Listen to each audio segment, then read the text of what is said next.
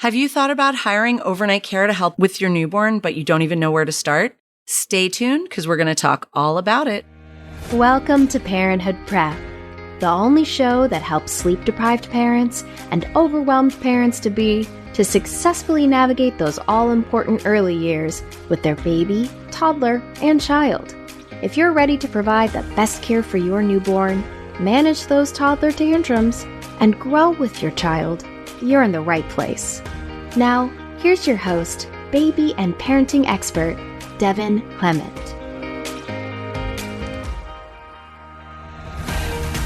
Hello, and welcome back to the Parenthood Prep Podcast. If you hear some beautiful fiddle music in the background, it's my partner practicing his fiddle. He takes lessons and he's pretty good.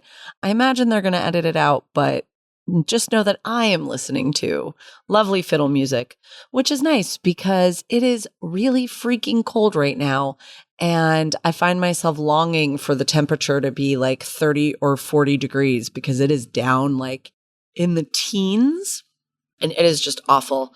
You know, it's making me feel like a bear. Like I just want to hibernate. Like I'm so tired, even though I'm getting sleep. So if you are living somewhere that it's super cold, I feel you and I'm so sorry, and seriously give yourself grace if you just want to like stay inside and snuggle in bed with your kids all the time. So the topic I wanted to talk about is a little bit niche, and that's about hiring newborn care, specifically overnight help when you have a newborn or multiple newborns. And the reason I decided to do this topic is I've kind of had it on the books for a while to plan to do it, but one of my favorite Instagram accounts that I follow is a woman named Shannon Willardson, and she is expecting twins via surrogate next month. And she was posting on her page about hiring night care. And I said, you know what? I'm going to do a podcast episode about it. So Shannon, if you're listening, hi. I'm going to try not to make it sound like a commercial for my company because, of course, that's not what you came for. You came for information. But I do think the way we do things is pretty good. And I've been doing this a long time. I've had the company over 13 years. And in that time, we've figured out a lot of what works and what doesn't work and some solutions for that. So I'm not necessarily just going to tell you that you should find somebody who does exactly what we do or hire us. But do know that that's where I'm coming from when I talk about why we do the things the way we do, because a lot of lessons that we've learned through experience and sometimes learned the hard way. So, should you even consider hiring overnight care? This is something that was really limited up until I would say the last 10 years or so. In the beginning of my career, I was working with a lot of families where either there was some sort of medical issue with the birthing parent, or it was twins. People with twins and triplets and more knew that they needed night help, and people with one baby didn't really consider that. Now, of course, wealthy people have been hiring night nannies and night nurses and postpartum doulas and all that for a long time. A lot of my mentors in the industry work in the Bay Area or in LA, and they're working with celebrities and, major like tech, wealthy people. And it's really come to be accessible to a lot more people. And I think that's fantastic. And in the last 10 years, I've just seen so much growth of, new parents with only one baby, or people who just prioritize getting their sleep and having this care and support in the beginning. So I think that's great. Also, a lot of companies now, if you work for like a big company, especially a big like tech company, they're providing benefits to pay for this care. So there's a service called Carrot Fertility. There is a couple of other different ones, Maven and Progeny. Carrot's the big one. And they are providing supplemental benefits to employees or, through employers to their employees to pay for all the additional costs associated with fertility treatments. We spoke to Justine last week about that. And, that can get pricey and stuff that's not covered by insurance. It covers, birth support, labor doulas, and it also has started covering postpartum doulas and newborn care support, which is phenomenal. We're so, so pleased. And we've had a lot of clients working with these benefits programs. But what I am seeing pretty frequently is people call us. We got an email today from someone whose baby's 4 weeks old. They didn't even know they had the benefits and they want to use them before the time limit is up. So check with your company, check with your partner's company if you're expecting, and you might want to take advantage of that benefit. And I think that more and more companies are going to start providing it in order to stay competitive. So, how do you find a caregiver? Obviously, leaving your brand new baby alone with a stranger for the night is a little bit intimidating. And, it's funny, first time parents are always like, how can we trust, the caregivers? How do we know that, they're trustworthy? And, do they have background checks? And can we talk to their references? And can I see their third grade report card? And people who are having their like second baby or third baby or fourth baby are like, literally send to anyone. I just need to sleep. Like, is your cat available? Can they make a bottle? Like, that's fine. It doesn't matter. So absolutely you want someone trustworthy, but you really get to know the caregiver very quickly. And if they're good at what they do and they're good at helping you feel comfortable, then you're going to feel that way right from the beginning. But there's a lot of ways you can, make sure to find someone that you trust. And one of those ways is find someone through word of mouth, use somebody that a friend or a colleague or a family member or a neighbor use that same caregiver. Solo care providers, like people who work just by themselves and don't work with a team or with an agency, they usually are found through word of mouth. And that's a great way to do that. A lot of people find our company through word of mouth, but they also find us through Google and through some of our referral sources like pediatricians and lactation consultants and OBGYNs and stuff like that. Parent groups online are great. So if you're in like a local parent group for your neighborhood or for your city or your town or whatever, you can ask on there. They'll usually make some good recommendations. We get a lot of people saying that that's how they found us. And certainly just Googling, although with Googling, you're more likely to get a team or an agency, which is totally fine. There's two different types of agency. I'm just going to go over that really quickly. One is where they refer the caregivers to you, and then you work directly with the caregiver and you pay the agency a fee for basically a finder's fee for finding this person. So you're going to pay the caregiver directly. They're going to bill you. All your work will be directly with the caregiver, and then you just pay this finder's fee to the agency. And then the other type of agency, which is what we have, I call it more of like a team agency, that we have a team of caregivers that we work with all the time. And these people take their own clients and stuff like that. But for the most part, like this is our steady team and we do all the work. We do the billing for you and the contracts and all that. And we set you up with your caregivers and then we will be the ones billing you and you'll be paying us. And the way that we do that is that the whole fee is rolled in. So you're not paying like additional agency fees on top of what you're paying the caregiver. So that's something that's worth taking into consideration when you're thinking about who to hire, whether you want to work with someone who's just working by themselves, someone who's been referred to you by an agency, but is essentially just working by themselves. Or do you want to work with a team where you might be working with a couple of different caregivers, but you know that you can rely on that business infrastructure to really support you in a lot of different ways? Again, that's how we do things. And we find that that's what works best. So a big question is, how much does night care cost? And obviously that varies incredibly widely across the country, depending when it's happening, all that kind of stuff, who you're working with. And I'll get into some specifics about costs, but honestly, like it changes all the time and depending where you live. The one thing I will say is you get what you pay for 1,000,000%. Let me say it again. You get what you pay for. So yes, this is expensive, but I would so much rather see you take that budget and hire someone that's excellent, that might be a little bit more expensive, and use them a little bit less, have them 3 nights a week instead of 7 nights a week, if that's the price difference. And honestly, you will get the support and the care that you need, even if it's fewer nights a week, than hiring someone who's very cheap and is going to be overworked, is going to be tired, is maybe inexperienced, maybe just like doesn't care. Like, have you ever had a job where you didn't feel like they were really paying you enough and you just kind of didn't give a shit? Imagine if that person was taking care of your baby. Imagine if you in that moment was responsible for like the most important thing in someone else's world. It drives me nuts. The people here in New York who hire these caregivers that are so underpriced, like below minimum wage, and they crow about it and they're so proud of it. Like, oh, we got our baby nurse for $250 a day for 24-hour care. Like, you're paying that person $10 an hour to do care that honestly requires such a high level of expertise. So I would certainly not go under minimum wage. I would try to go quite a bit over it because, again, This is not a teenage babysitter that's putting your 6 and 8-year-old to bed after watching a movie and then sitting on the couch while they sleep. This is your brand new newborn. This is you as a brand new parent who's possibly recovering from giving birth, learning all these new things. Like, you want someone who knows their shit. You want someone who knows what they're doing.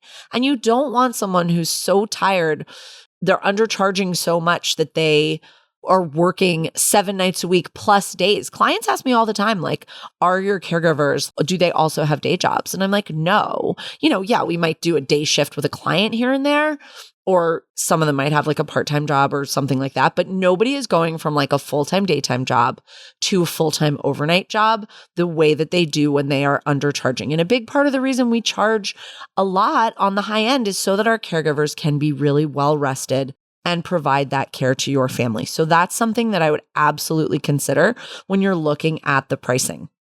And then, whether you're working with a solo caregiver or an agency, ask if there's any additional charges. Are you expected to pay for their transportation? Are you expected to provide meals? Like, certainly on a full-time like live-in, meals are expected to be provided, but sometimes people want specific things provided to them, even if they're just there for overnights. Are taxes built in? Are you expected to tip? I know a lot of agencies, when they match people with a caregiver, the expectation is that you're going to tip pretty significantly. And that, gets rolled into the cost. I'm not saying that there's anything wrong with that, but look at what the final total is that you're paying. Is there an agency fee that you're paying on top of what you're paying the caregiver, or is that already rolled in? So taking all of those things into account. What are some questions you should ask? So when you're talking to a solo person, there's a lot of questions that I would ask them. I mean, a lot of stuff is pretty obvious, right? Like, how long have you been doing this? How were you trained? Give us some reference letters from some past clients. What's your philosophy? What's your training in body feeding, nursing, if that's something that you're interested in? What's your training in sleep shaping or sleep conditioning? Will you get my baby sleeping through the night by 12 weeks if that's something you want? What's your feelings on schedules? Maybe you're somebody who doesn't want a super strict schedule or super strict sleep training. And so you want a caregiver who's going to really align with your values. And you want someone who's going to be supportive no matter what. So if you want to breastfeed and the caregiver says, okay, that's great, but I recommend formula feeding overnight, shut that person down immediately, because that person is trying to do what's going to benefit them and not what's going to help you with your goals. If you're like, I want to breastfeed, but I'm like kind of on the fence about it, and it's just going to go how it's going to go. And if it doesn't work out, that's fine. Or like, I really want to, but I'm also open to it if it doesn't. And they're like super militant, like, no, breastfeeding is so important. It's the best way to feed your baby, and formula is garbage and blah, blah, blah. Like, don't hire that person either. You don't want someone who's like incredibly strict in their beliefs or their dogma about pretty much anything other than safety, because you just don't know how things are going to go. And having someone who's going to really support you no matter how things go or what changes or whatever. Like, there's people in my industry who won't work with a family, like who won't be a birth doula for a family that's planning to circumcise if it's a boy. And I just don't really see how that is helpful or purposeful. Like, okay, yeah, maybe in postpartum, you don't want to care for, a baby post-circumcision. Fine, that's your beliefs. I understand that. But what does it help to not help a family through their delivery when you are going to have nothing to do with this baby's penis after the fact? And in fact, what they do with their baby's penis is none of your business. For the record, because I have never really talked about it, I think circumcision is a personal choice. It's not a choice I don't think I would personally make, but I used to be like very, very anti, like, how can you do that? And now I'm like, you know what? In the end of the day, it's not really that big of a deal. So whatever. And if my clients are circumcising, fine, great, do it. It's your choice. So along those lines, ask them how they'll make you feel comfortable. How will you make me feel? You are a stranger in my home. How will you make me feel like I can trust you? If they say like, well, I take the baby at night and I shut the door and you're not allowed to come in. Like, I don't know that anybody really says that, but certainly that's a red flag. We allow the parents anytime they want to check in. We're not going to, give you a hard time. You want to see how the baby's doing, text me, I'll reply. You want to come in the room and like look in and see the baby, that's totally fine. If the baby's sleeping and I'm sleeping, I mean, I might be snoring, I might have my mouth hanging open, sorry about that. But you can come in at any time. I don't have any problem with that. The most important thing after like trustworthiness and their expertise is their reliability. If you're working with a solo caregiver, or even if you're working with a team agency, ask them, how much flexibility do I have in the schedule? Am I locking in to how many nights a week for how many weeks? What happens if my baby comes early? What if the caregiver that I'm supposed to be working with has another client that's supposed to run, right up to my due date, and then the baby comes 2 weeks early? What will you do in that situation? We get a lot of families that call us saying, our baby came early and the caregiver we had lined up couldn't do it. What's your backup situation? Are you going to send me someone I've never met or talked to before? If there's potentially going to be another person I'm working with or a backup person, I'd like to know that information. Frankly, you should know that regardless of when your baby comes, because when you're working with a solo provider, like things happen. They get sick, they get injured, their kids get sick, they have family emergencies. Like you want to know that you are going to be covered. So if you're working with a solo care provider, I would really make sure that they have a plan for what they're going to do if they're not available. How can they support you? And maybe that means they give you the like names and numbers of some people that you contact as well as a backup, but you don't want to be doing that when you're coming home from the hospital with your brand new baby and you expected to have a person there. So what is your option if they are not available for whatever reason, whether that's because the baby came early or whatever? What are my options as far as flexibility in changing the schedule? Can I extend? Can I add on care? Can I add on additional nights? Can I extend the care longer? This is one of the beautiful things of working with a team and something that has been so important to us. Listen, I'm going to tell you straight. If you are expecting and you're thinking about hiring night care and you have a budget in your mind of how much money you want to spend, and that is a hard line, you're like, we have this much money that we have set aside for this care, and it is how much we have. Maybe your parents gave it to you. Maybe you've been saving up, whatever. But that is an idea in your mind. And when the reality hits of you have this baby here and you have the night care, I'm just going to say it. It's like drugs. I feel like I'm selling drugs sometimes. People love the care that we provide so much. They love sleep. And you don't realize how much you love sleep until you are not getting any of it. So the vast majority of our clients end up adding on or extending their care beyond what they initially think they might do. And listen, if you're booking 7 nights a week for 4 months, fine, you're golden. That's great. Not saying you have to do that, but that's pretty much the only situation where I'd be like, okay, you're probably not going to extend. If you want something like 3 nights a week or 2 nights a week, or you're thinking of care for the first 2 weeks or the first month or whatever, like take into account that you might want to extend that. And whether that's because, in week 3, the baby goes through a growth spurt and they're suddenly waking up more at night and you decide you want, care for 4 weeks instead of 3 weeks. Or, you have 2 nights a week for 3 months and you're like, that's just not enough. I want more. Or my recommendation, you front load the beginning when you're, recovering from birth or your partner's recovering from birth or whatever, and you're getting used to having a new baby. So you do like every night the first week, maybe every night the second week, or 5 nights the second week. And then you go down from there. You can keep doing 5 nights, you can do 3 nights, whatever, but front load it in the beginning and then space it out. Model of care that I hate is have care every single night for 2 weeks, a month, and then go cold turkey and have zero care. That is such a shell shock when you have been used to someone else caring for your baby every single night, or even like 5 nights a week, and then they're just gone. I would so much rather see you wean off, taper down, have help a little less as you get used to caring for your own baby. That's another call we get all the time. Like, we had care, she just left, she was done, she couldn't extend, she had to go to another family, and now we're screwed because we cannot handle this on our own, and she didn't teach us what to do, so we just have no clue what to do right now with our baby. Or maybe you do have a clue what to do, but you're just used to having the help every night, and then suddenly you don't have it anymore. So don't do that. Ask them about timing. Like, are you available for the hours that we want? And if you're not sure what hours you want, ask them how much flexibility there is there. Some really popular shifts are 7 to 7, 9 to 7, 8 to 8, kind of depends how many hours you want, 8 to 6, 10 to 8, whatever. I'm not just going to keep naming times. You know how a clock works. Think about, do we have older kids? Do we want someone who's there like to take the baby so we can do their bedtime? Or do we want the caregiver to come after the older kids are asleep? Do we want someone who's there in the morning, like just kind of hand the baby over, bring the bassinet back into our bedroom and tiptoe out?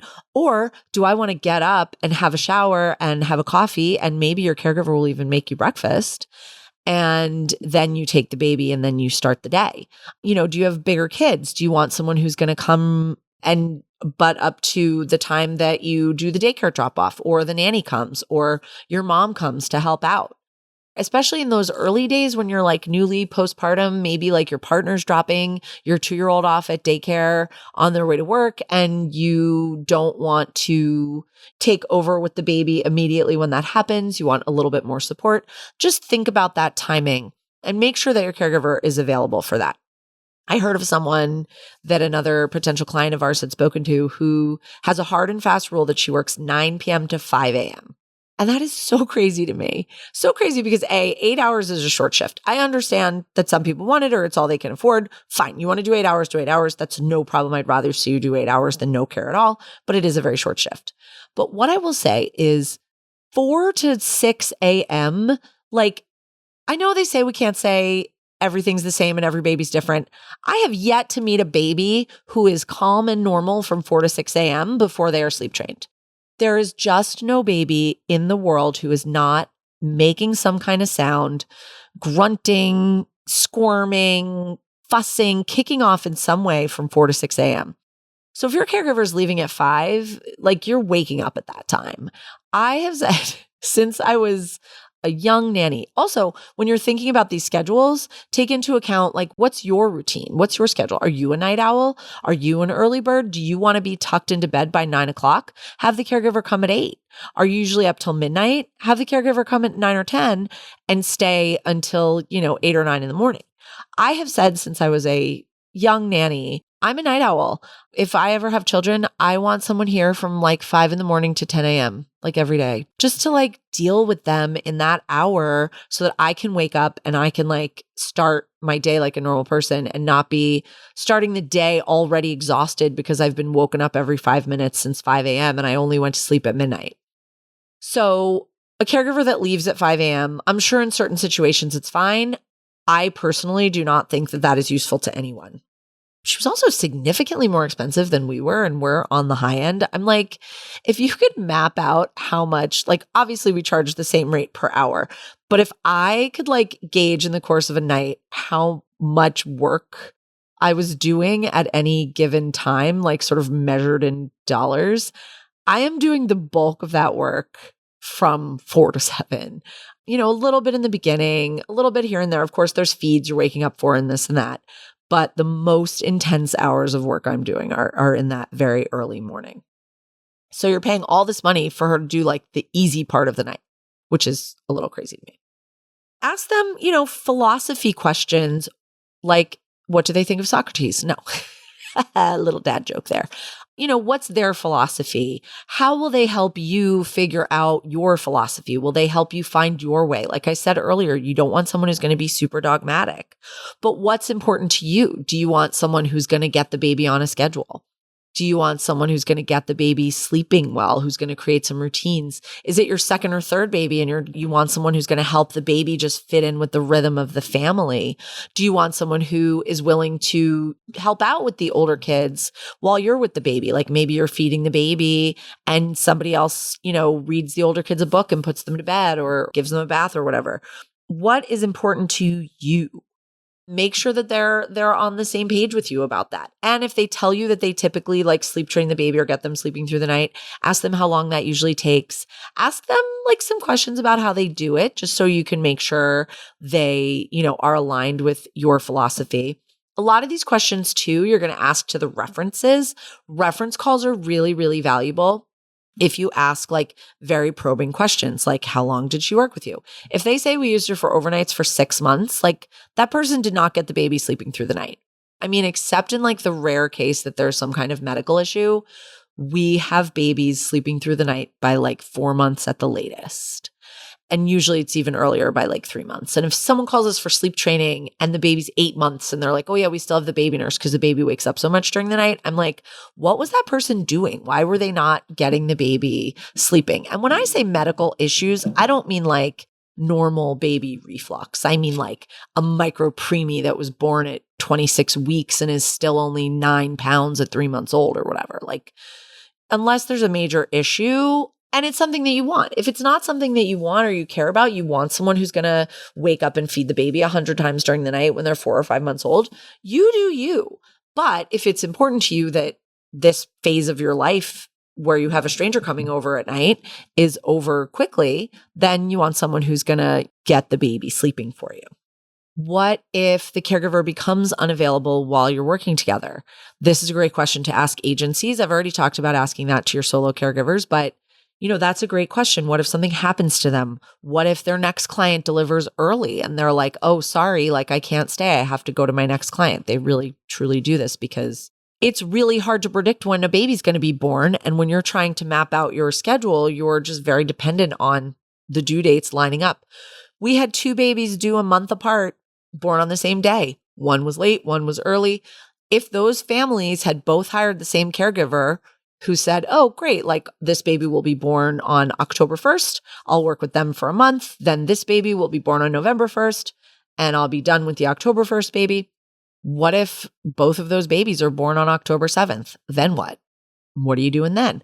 If you're working with an agency or a team or even a solo provider, what if we discover that this is not a fit? What if after we start working together, we're not aligned? I don't feel comfortable with the care or whatever. What are my options in our company? If a client, it's rare, but if a client tells us they didn't love one of the caregivers or the vibes were off or whatever, we're like, fine, no problem. We can send you someone else.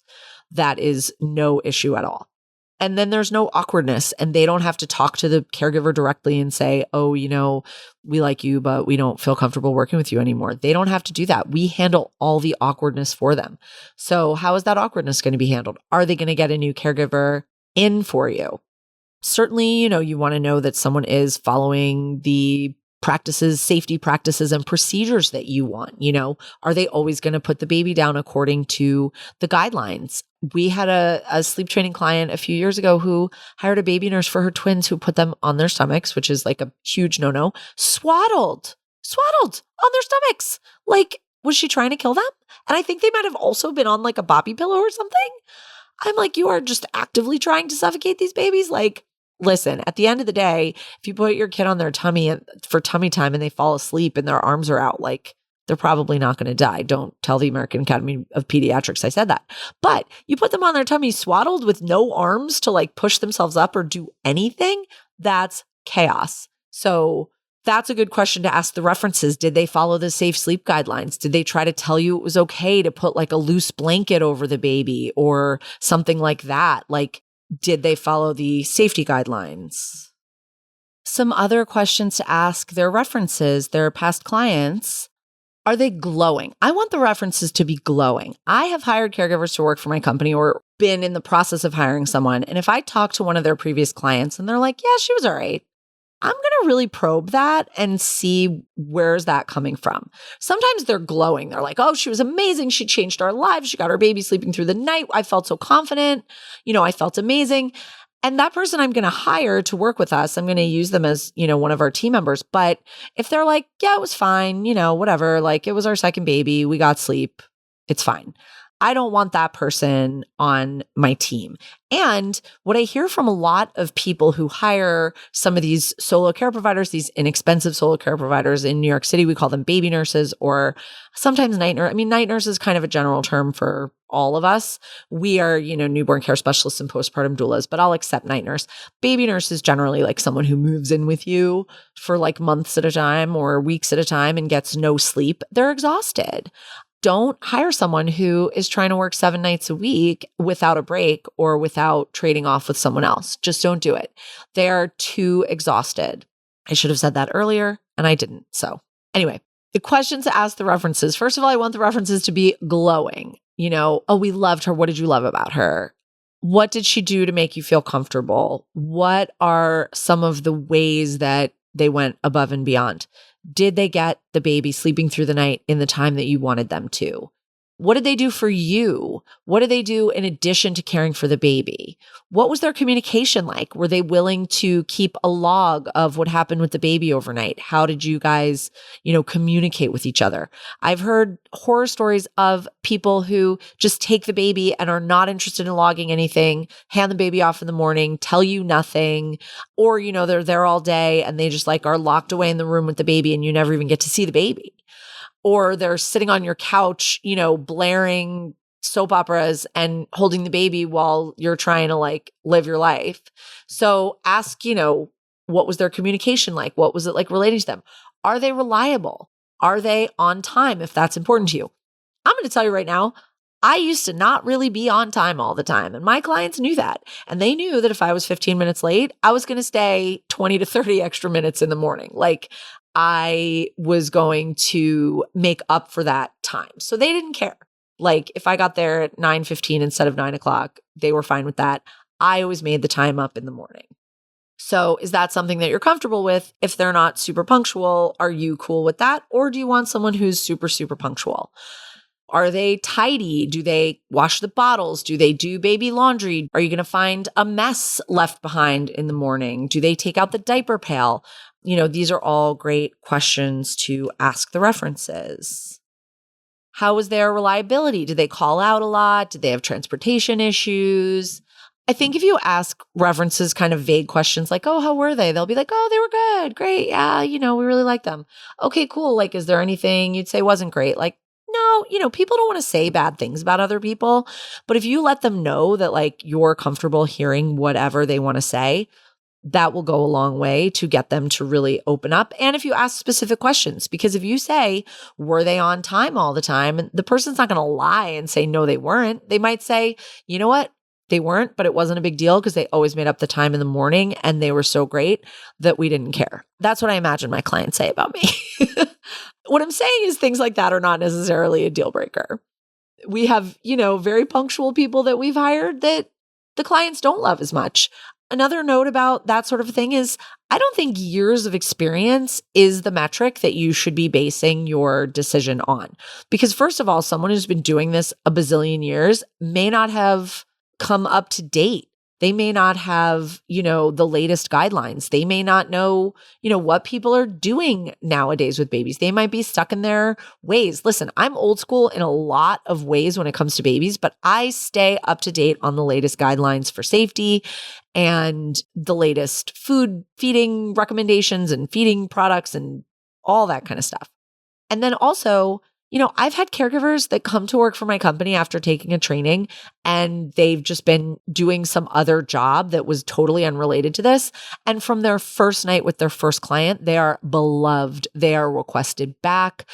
There's just something about the person that you have caring for your baby at night that you want them to be someone that you want to have around. You want them to be someone that you're excited to see, not someone that's a necessary evil. So somebody with no experience at all, other than maybe with their own kids, could be fantastic right out of the gate, especially if they're working with an agency and a team that's mentoring them. Maybe not so much a solo provider. I don't know.